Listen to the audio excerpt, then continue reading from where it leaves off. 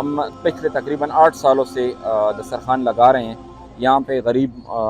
हमारे जो भाई हैं, धड़ीदार मजदूर हैं, मुसाफिर हैं, हॉस्टलाइज्ड हैं और जो रास्तों से गुजरते हैं उनके लिए स्पेशल हम दस्तरखान पिछले 8 साल से लगा रहे हैं। इसमें हमारे साथ कसीर तादाद में नौजवान आके काम करते हैं और बेलौस काम करते हैं। पहले रमज़ान से लेकर आखिरी रमज़ान तक उस पर वो होते हैं और लोगों की खिदमत करते रहते हैं।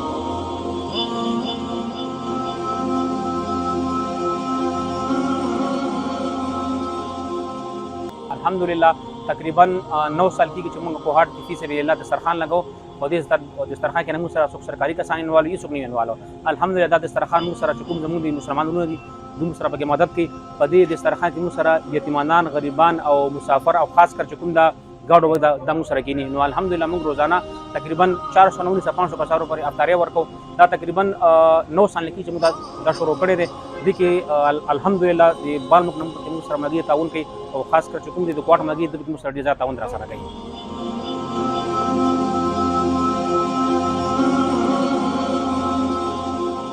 څنګه تاسو ته پته ده پیله روژې نه داسې موږ ډېر شونګۍ باندې دسترخوان لګو تر اخرني روژې پورې نو